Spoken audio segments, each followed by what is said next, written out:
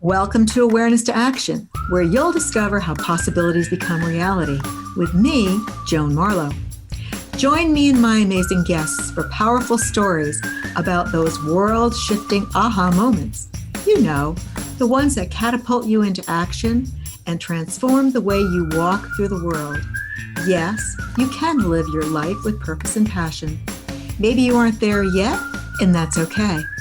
This show will take you behind the scenes and walk you through how other people just like you were called to transform their lives and the journey they embarked on to get there. The first step to taking life-changing action, or any action at all, is awareness. Maybe that's why you're here. Join the movement to create and live your purpose and passion while embracing your authenticity. Awareness to Action starts now. Hi, and I'm Joan Marlow, and welcome to this episode of Awareness to Action, where my amazing guest today is Tina Marie Ferguson. And as I think about her as being the queen of transformation. This gal has, in the years that I've known her, because she and I were affiliated in a lot of the senior industry activities. And that's where we first met each other. And she is the queen of just looking at things that need to be addressed, and she fills those needs. So the name of this show, the title of this show is Artsy Smartsy and HeARTsy. So get used to those. You know, I love operational definitions, so we're gonna have operational definitions of that. But the title is Changing Lives Through Art. And it's not only focused on doing that in the senior world, but also moving it into the world of disabilities. That's how she's now transforming all of this. And so a little bit about her, and then I'm really going to let her go, is Tina's the founder, owner, and head teacher of the award-winning senior art education company, Artsy Smartsy, the largest for-profit senior art provider in both Arizona and Minnesota. Talk about two diversities of temperature and whatever else, bringing monthly art classes in all art mediums to seniors of all ages and abilities. She's also the executive director of HeARTsy, a nonprofit 502c3, which brings free art classes to low-income seniors and developmentally disabled adults. Tina was a recipient of the 2019 Phoenix Mayor's Art Award and the 2018 Mesa Maker Fest, say that 3 times fast, so a Social Impact Award for her creative work with these underserved populations. And one of Tina's Montessori-based dementia-focused lesson plans was also awarded an honorable mention from the International Council of Certified Dementia Practitioners and Center for Applied Research in Dementia. So that's her resume, I guess, or her beginning resume, or who she is today. But I'm going to let Tina go and tell you about her aha story. Her background is architecture, and I'd love for her to tell how she morphed and moved from architecture into the way the world is right now. So Tina Marie Ferguson, thank you so much for being here with me today.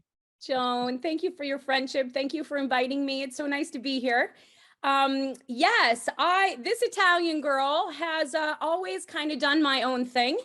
And actually, when I was 14 years old, my grandfather said, "You are my first granddaughter, and I'm going to pay for your college. What would you like to do?" And I looked at him and I said, my mom's an artist. And I said, "Well, Grandpa, I want to be an artist." And coming from CEO of a stockbroking company, he said, "Absolutely not." And he walked away. Thank you for that advice, Grandpa. I cried. I was like, "What do you mean? I'm an artist. I can't do anything else." And so I became an architect because half the classes were art and I was good at math. And I thought, that's cool. And so I actually was one of the team of 5 that built the Chase Field here in Arizona. Wow. And Ellerby Beckett was the largest firm in the world at the time. I was one of the only females. I was young. I started when I was maybe 21 years old at the firm. I practiced architecture for a long time. I owned my own architecture company for about 10 years, where I specialized in remodels and building custom homes for really well-known clients. And it was the most amazing job I had ever had. And suddenly one day I got a phone call, and my grandfather, who said he would never pay for my college if I did art, died. And he was healthy, and we were all shocked. And it was like, what? And my grandmother, who was married to him, they were married for 60 years. They were the most amazing couple in the world, was absolutely devastated. She was Italian too. She loved everyone, kissed everyone, hugged everyone. There was no stranger in her world. And my Nana would not leave the house. And I had the architecture firm at the time. I would stay with her, and she would cry every day. That's all she would do, is cry. She didn't want to be around anymore. It was horrible. And so the only thing I knew to do was bring her art. And so every day I would work on my computer doing my architecture, and I would bring art for her. And it worked. And for a year, we did art together. Finally, I got her to go. She was living in a senior community, independent senior community. And I said, Grandma, can we do art out in the community center? Because this one's a messy one, you know? Well, I had a whole bunch of stuff for other people. She didn't know that. And so we went in the community room and we started doing art. And as people walked by, I'm like, come paint with my grandma, you know? She didn't know anyone in the whole building when my grandpa died. It was a long story, but anyway, she knew no one there. And so another year in, here we're doing art in my grandma's community. I was doing it for free, and absolutely my donation to my grandmother's life. And there were 25 people. They couldn't give us a room big enough to have art with my grandmother. And it changed her life. And I was in Minnesota at the time, and this is back in 2009. And at the time, I started looking into, I knew nothing about teaching. I knew nothing about seniors. I knew nothing about any of that. But I started researching, and Minnesota at the time was the leader in the industry nationally, behind New York City, in the creative aging movement. And no one was doing it. They had boards, and they were doing committees, and they were researching it, but no one was really doing it. And so I started doing it, and it was an accident. That business was never meant to happen, but I loved it. And one day, the activity director at Grandma's Place went to the annual Minnesota Activity Director Conference, and she told every activity director in Minnesota about our art program. Wow. The next week, I got 10 phone calls from 10 buildings in Minneapolis. They all wanted art programs. And here I'm married, and I say to my husband, I can't run an architecture firm and run a senior art company at the same time. What am I going to do? And he said, Tina, I have never seen you as happy as I see you when you come home from teaching art to your grandparents. I call them my grandmas and grandpas. So anyway, it exploded. I stopped doing architecture. The company grew. We were the largest in Minnesota. In 2014, I decided that I wanted to expand the business to Arizona, and I was going to travel back and forth. And so that's what we did. We opened up our first community art programs here in 2014. It was all sister companies of Minnesota companies. So they called their buildings here and said, hey, we have a great art teacher. And so I came, and I had work, and it was wonderful. And it continued to grow. I continued to speak all across the country. Some of the places that I spoke was the Struthers Park Nicollet Parkins Center annual training, the Arizona Assisted Living Federation, the Alpha Conference, the National Struthers Parkinson's Care Network training, the National Center for Creative Aging out of New York City. I then, coming from the corporate world, I then knew that you can't just decide you're going to be something. You need to get training in it. You need to get letters behind your name. Otherwise, no one's going to take you seriously. And so, all of that experience combined with all of the training that I had out of the New York City National Center, which really was the leading center in the world for creative aging. Dr. Gene Cohen started that foundation, and he's well known for his research on art and the aging brain.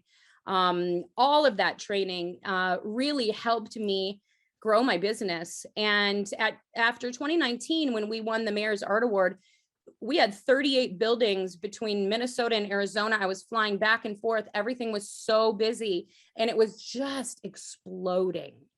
And it's funny because I loved every second of it and I never felt like I was working. I loved the people and the hugs and the friendships and oh my gosh, it was the most amazing thing I had ever done.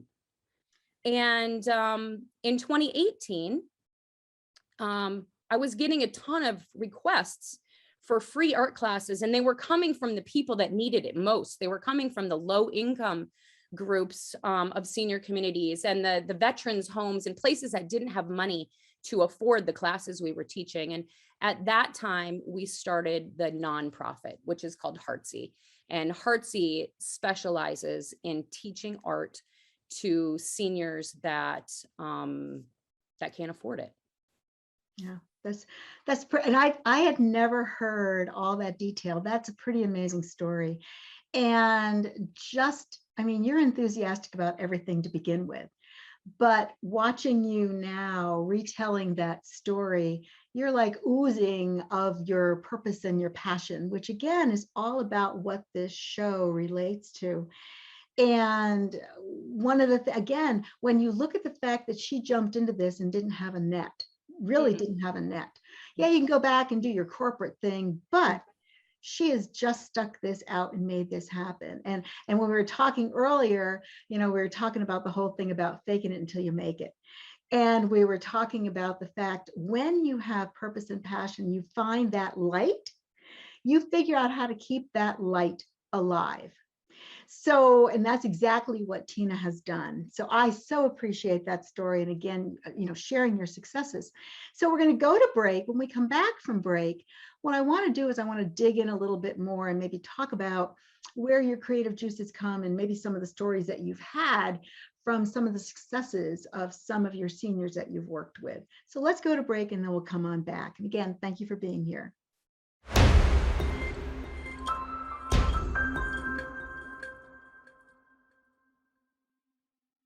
And welcome back to Awareness to Action. I'm Joan Marlow, and my guest today is Tina Marie Ferguson, the owner and the creator of Artsy Smartsy, and then the nonprofit of HeARTsy.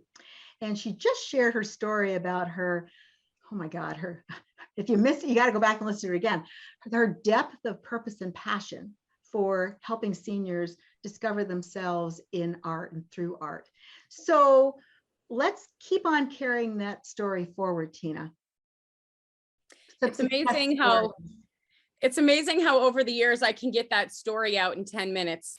I've really learned how to really cut that baby down. That's right. but you weren't supposed to tell that part. I'm Italian. I've never been very good at editing my words.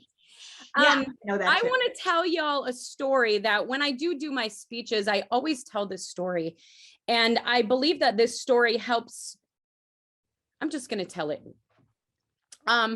When I first started Artsy Smartsy and the building started calling, and I was maybe only in my second building. So my first building was my grandma's building, and I knew them very, very well.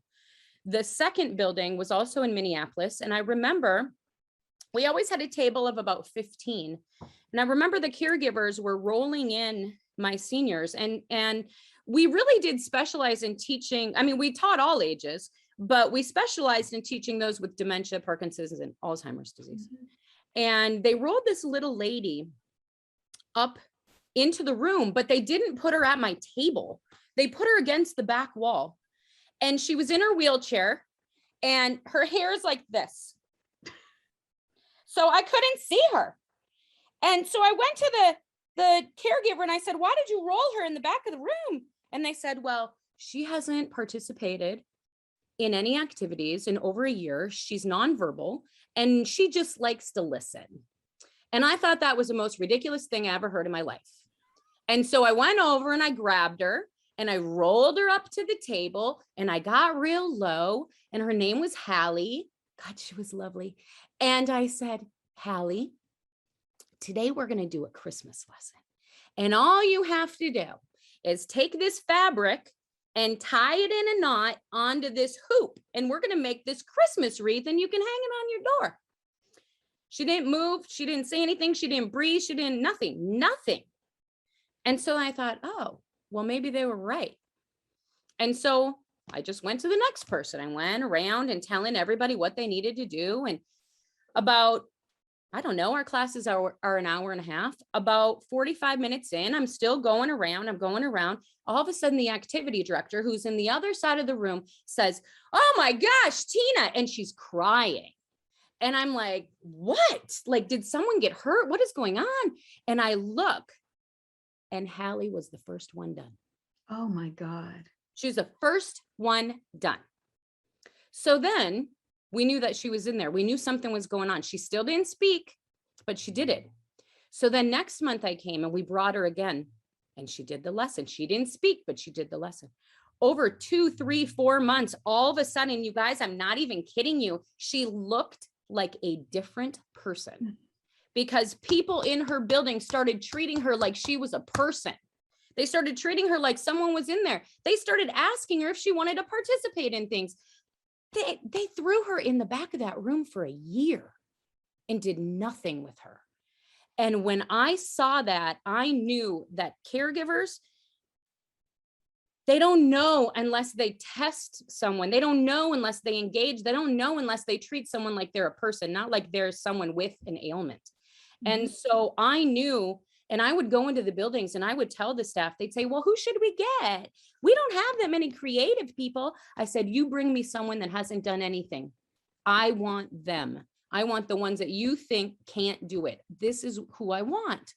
And I will tell you, after 6 months, HeARTsy was there every day. She sat up in her wheelchair. You could see her face. She started talking one day and she says, oh, Tina, you have us do the cutest things, but, you know, they always give you a but I want to do mine in pink. So for the following 6 months, I did this for a year. Following 6 months, no matter what we did, Christmas, 4th of July, whatever it was, I brought it in pink because HeARTsy wanted it in pink. So when she died, I remember I went to the building and she wasn't in the room and I knew that we had lost her. And I wrote an article in the Minneapolis newspaper and it was called My 12 Months of Pink Art. And it was all about not underestimating our seniors and just trying to find the person that's inside of there and creativity in the brain. You know, so much of that training, that's exactly where the research came in, is when people finally stopped underestimating seniors. And art is just one venue to have them communicate. And once they can communicate, they get self-confidence and all. I mean, she was a different lady. So that really got my juices flowing when I was seeing that. And I knew that we could do that in so many other places. And that really helped me grow. Always telling that story when I speak to healthcare professionals. And I have gotten phone calls from staff saying that they did the same thing with people in their buildings and that they saw amazing results. So, you know, if that story reaches anyone and if it gets anyone to really think, you know, maybe I should do something little with somebody, I mean, then you just made my day. We did that. Yeah. Another thing. Oh, go ahead, Joan. No. And what you said is very, very true. We start out small because again, you know, the mind goes and says, oh, that might just been one example. But I too have seen amazing things when I'm out there teaching movement and Tai Chi Easy to folks with dementia and Parkinson's, and watching that confidence and watching that smile and asking them, you know, to move within their frame, and they push themselves that little bit extra to go that little bit beyond, but the smiling and the laughing and the enthusiasm and the waking up that goes on. And then when they see me the next time, they remember glimmers of things. I mean, I do this thing with fingers and whatever, and I do a lot of things with smiling and clapping. So they see me and they'll do this. So just like when she called you Tina, and it's just amazing what can happen. So again, for folks, if you want to get involved and help your seniors, and don't think that they're gone completely, give them that additional help. Absolutely. Yeah. Artsy Smartsy has really changed a lot through COVID. And now we are not in person in any buildings, and we had 38 before. I've had one in-person class in 18 months, and it was more of a marketing thing. It wasn't really with the seniors, so I haven't seen them. But what, we've talked a lot about the transitions that I've made in the business, because, that was the first thing to go. And especially now that the buildings are only at 60, 70% capacity, they're not going to pay for art. Art is last. Yeah. Now, they need it probably more than anything. They need food, and they need activity, and they need brain stimulation. And we need to we need to reduce anxiety and depression and isolation and all of those things. And art solves those problems. So I now, on my website, instead of marketing my classes, I now market my continuing education credits for the healthcare workers. And that's been a huge success. We have 2 different certification programs on our website. One is a 2 credit, which talks really about the research behind art and aging brain. Dr. Jean Cohen, how art helps the aging brain and why, and all of that, who, what, when, where, whys. And then we have a 4 credit program where I actually send you art kits, and then we train your building or your staff, and then you can have a Artsy Smartsy certified building if you do 5 staff or more. And I teach you the 4 lessons that you need to know that have been the 4 most successful lessons of Artsy Smartsy over the last 12 years now. If you know those 4, you can make hundreds and hundreds and hundreds and hundreds of unlimited lessons for the rest of your career. And so that is the way that I still can help the seniors through the buildings. And those are long-term, if we can get the staff to learn how to be creative and how, to do it right, where you're not scaring them, you're not intimidating them. You're helping them engage. So many seniors say, I'm not arty. My back hurts. I can't see. I don't have use of my hands. Like I've had students who are painting with their mouth, like we got to train the staff how to be creative with these folks, because I can't get in there anymore, but they can. And that's lacking. No one trains staff how to be creative, but they have art programs they teach all the time. Yeah. So I'm really trying to bring up the level of care and bring up, really the quality of life of these folks. They need stuff to do. And, the studies are showing they're dying more of dementia, and they're dying more of anxiety and depression sometimes than they are of COVID. So we really have to engage them. And so that's kind of the big transition that I've made, is to create these fun trainings. There's so many CEUs that are like falling and medicine management and blah, blah, blah. And then there's me and you who get to do the fun stuff, right? Like how to do Reiki and get peaceful. Peaceful is a healing. That is so true. And how to get creative. Well, but the thing is, and one of the thoughts that come to my mind is, and I think this idea is so key, because what else can happen with those caregivers and those healthcare professionals who also have fully functioning minds, but in their minds, and I could have been one of those, where you just say, I'm not creative. Yeah. Everybody. My background story is my mother told me when I was knee-high to a grasshopper that I couldn't draw a straight line with a ruler. No. So that stuck with me until I did a party with paint thing. And even when I went into that event, there was a canvas there, but there was an eraser and a pencil and a ruler.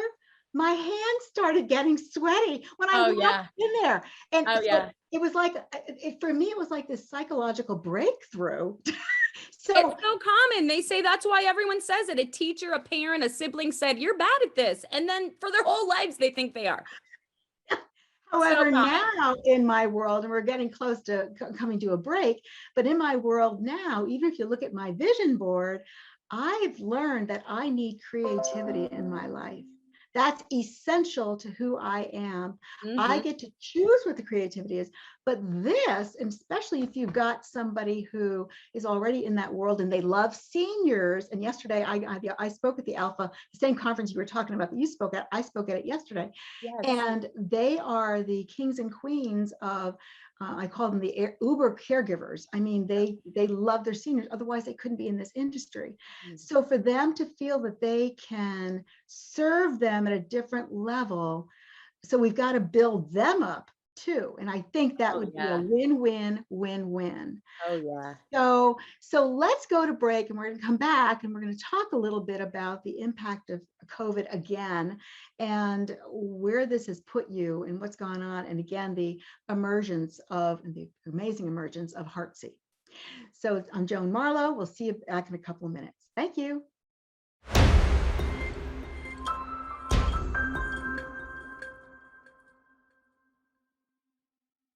And welcome back to Awareness to Action. I'm Joan Marlow, and my guest is Tina Ferguson. And we are talking about her exciting transformations of what and the wonderful gifts that she gives to seniors, as well as those with those that are developmentally disabled. We'll talk more about that in a little bit. And that amazing story about Haley, and all about the fact that even though we qualify people and say that they might be asleep up here, there are sparks that come, and that's so vitally important to realize that.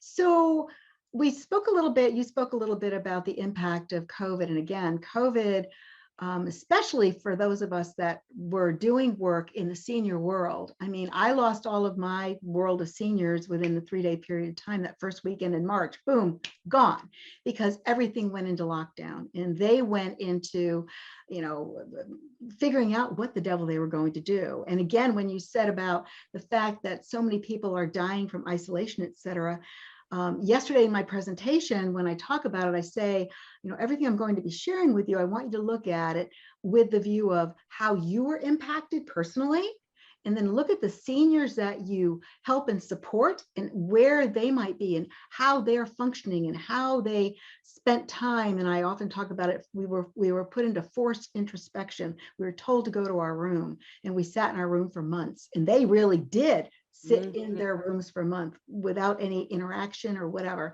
and what went on in their brains. And then we look at that anxiety and that depression, and just noodling these thoughts through their mind, because, and again, in my world, it's what goes on up here affects what goes on down in the body.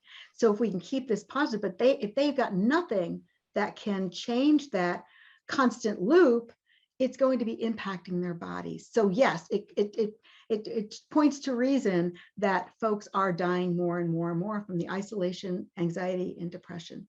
So thank you for the magical work you do in that regard. So what else has happened with Artsy Smartsy since COVID, and what we're doing, and how we're all living on Zoom? Right. God bless you. I remember when it started, I'd never even heard of Zoom before.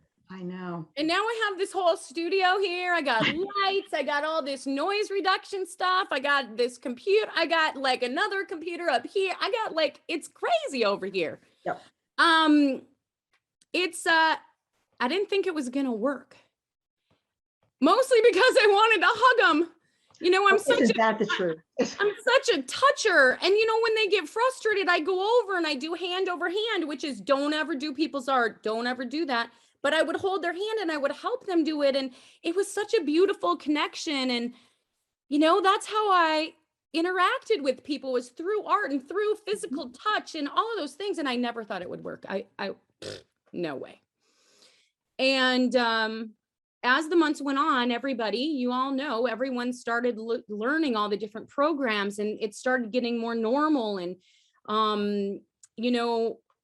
for all groups, not just for seniors. Like I was having ladies who they had wine groups or whatever. They used to meet every month. They couldn't. So they would hire me to do a Zoom class, and they were all at their own houses. And I send out art kits to one person's house, and they get the art kits, and they're all together, and they're all drinking wine, and we're all doing art, and we're all having fun.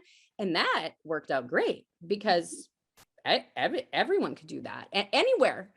And we still teach Zoom in Minnesota now through the Ferguson Center. They're one of our biggest clients. They've been a client for over 10 years. We teach multiple times a month with them. And now they finally are doing classes. They do 2 different types where everyone's at home on Zoom and they get their art kits. Or I just send one big art kit to the Ferguson Center and they have them come into the center now. So there's 100 different ways that we can do Zoom classes, and it's not just Zoom, it's WebEx and all the different, things. But it's working. And I never thought it would work. Now, granted, I don't get to touch them. So, my dog gets an extra love these days, but it's working. And it's actually opened a new opportunity for people who are stuck at home, because even at the senior centers that we teach at now, there's people that are stuck at home and never could make it out to group activities. So we now reach them, which is excellent. HeARTsy is the nonprofit, and they kind of, I started it in 2018, and I never, that's when Artsy Smartsy was exploding, and I never really got a chance to develop it and market it and write. I had never written a grant for it. And so we were mostly privately funded. It was very, very, very small. Maybe at the highest, we made $14,000 in a year through HeARTsy. And then when COVID happened, I was stuck at home, and 2 things. First, I'm like, I have all these art materials. And there's all of my seniors who are like my lovely grandparents. Like, I knew them so well. I had been teacher for them for years. And I knew that they were sitting at home alone, and I have all this stuff. And so I started making art kits and dropping off hundreds, 500, 600 every month to all the buildings here. And most of that was funded by HeARTsy, by our nonprofit. We were able to get private funding to put towards those kits, to get those kits to our seniors, which was so important. But it also gave me time, after I would drop off these kits, it gave me time to write grants for HeARTsy. And I'm so happy to say this year, since July, our fiscal year is July to July. This fiscal year, we've made almost $60,000 since July 1st. And all of that money, all of it, we have barely any administration costs. All of that money goes to low-income seniors for art kits. It goes to Zoom classes with adults with disabilities and youth with disabilities. They are amazing at the computer. They are all so savvy at the computer. So we've gotten grants, and now we work with adaptive programs in Surprise, Peoria, Tempe, Mesa, and Chandler. And we've grown incredibly. And last night I had a class, there's 15 of them, and they're all on the screen. And I put it away. We're making these cute little haunted houses, and they're so cute. Every 5 seconds, Miss Tina, it's mine good? Miss Tina, is mine? I can't even teach the class. Miss Tina, what do you think about they are having so much fun. I'm having so much fun. Everybody's having so much fun, and we're not even together. They're all at their own houses. And then they're talking to each other and wishing each other happy birthday. And like, they're social. And if we didn't have, I know it's not like being in person, but it works and it's good enough. And they're happy. And that makes me happy. And so, that's my focus. That really is my focus. We've really adjusted the groups that we teach. It's still people who need it. I don't know if you know, but the groups of folks with disabilities, they were the very last people to be able to be vaccinated. Very last, with the children. Because they weren't over 55. They weren't, different. There was never a group of disabled at risk. Those folks are at risk, low immunity. I never knew the that. last. Wow. Last. And it was just like March of this year that they finally got vaccinated. So that group was huge. They could not go anywhere, and they still don't. None of their program, Peoria does have them in person, but they're super high risk groups. And we were able to help them and have them meet new friends. And it's amazing. So I can't wait. They call me all the time on the phone. I just got a call last night inviting me to a birthday party on Zoom.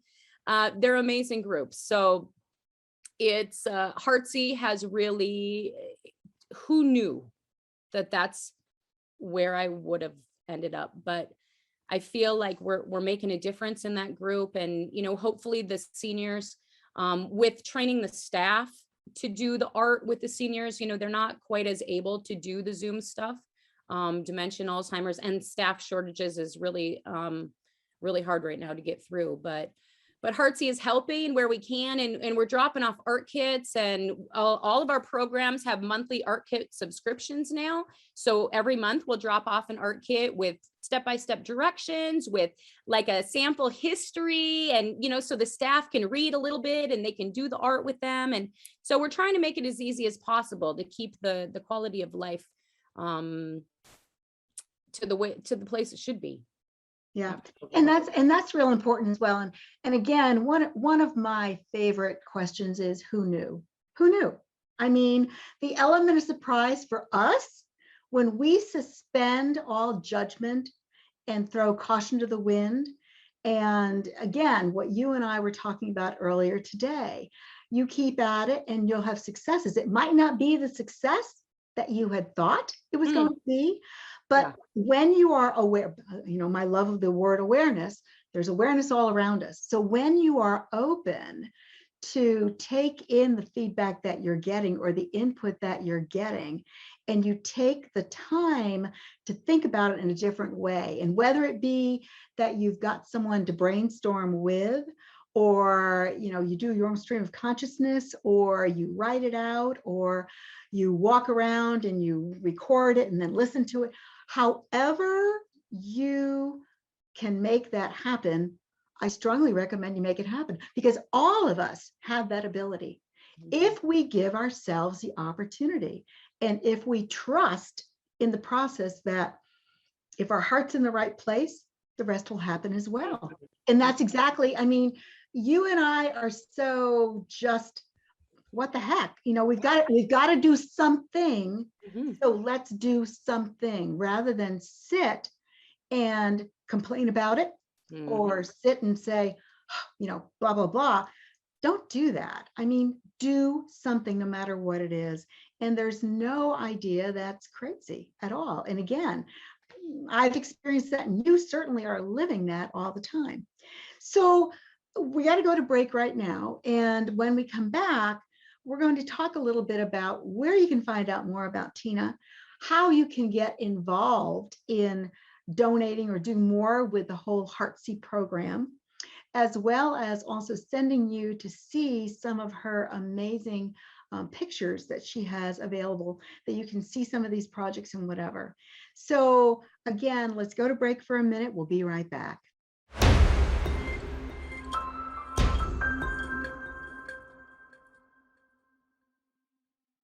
And again, welcome back to Awareness to Action. And we have been talking with Tina Ferguson, and talk about enlightenment, talk about awareness for us in looking at the things that we have possible to us. If we have that need or that desire to do give backs, I mean, maybe, is it even feasible for just ordinary people to come in and take a certification class with you, even as a volunteer, to go into an organization, or even to branch out in some way, shape, or form if they've got the ability to do that? Is that possible? Yeah, it's so funny you say that, because a lot of the people who have taken the certifications were family members. I get it. They wanted to be, they're taking care of their family at home, and they wanted to know how to be more creative with them. They knew that their loved one was creative and that they could interact and communicate. It's a way to communicate, like they will communicate with you through art and through music the way they don't just on an everyday basis. So yeah, everybody, I mean, so many people, social workers have taken it, and not just activity professionals, anybody who works with seniors. Creativity is a mode of communication. And if you know how to do it, you get them for longer, Yeah. So yeah. Well, I think you and I need to explore that a little bit, because I think we're good brainstormers together, and just come up with some ideas about how we might be able to move forward to that. So how can people get involved or donate to HeARTsy and help you keep growing? Absolutely. Right on our website, we have a button right on the top, and our website is www.BeHeARTsy.com, and that's BeHeARtsy.com. And that's a way that you can donate. That those monies, still donated monies through the website, go to art kits that get out to our seniors, because they're not doing the Zoom. So, really, and they're still isolated. You see the COVID numbers here in Arizona, they're the same as last year, if not more. Mhm. So that's where donated monies will get to, and all of it goes to that. We don't have really any administrative fees at all.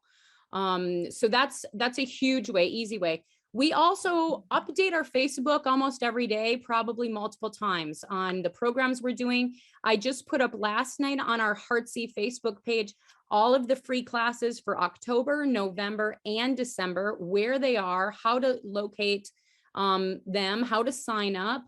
And there's probably 10 a month. So if you live in Peoria, there's a class for you. If you live in Surprise, if you live in Tempe, we're all over the valley. And so, that's how I'd like to give back and get the word out to those of you who are at home and are with seniors, or with kids with, or youth or adults with disabilities. Definitely go to my Facebook page for that information. We also have a meetup group. I need to update that, but all those classes will be up probably by the time this airs. So that's good. And we also have Instagram. I don't do that as much. Facebook really is the best. We also have a Artsy Smartsy class website. All of our art kits are for sale on that website. So you can buy art kits, and you can also sign up for our certifications on www.artsysmartsyclass.com. So that's a good place too. As far as volunteering, we have a volunteer match. If you Google volunteer match, we have a profile there under HeARTsy. So right now, since we're doing most of our classes on Zoom, we don't really have much volunteering needed because we're not really in person yet. So mostly your help could be by, or even donating art materials. That is huge.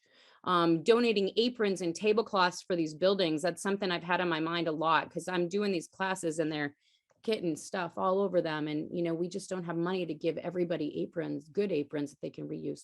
So aprons and tablecloths and paints and canvas and things like that are always appreciated and go directly to our folks. So anything like that would be helpful. Wow. Okay. The wheels are really, really spinning.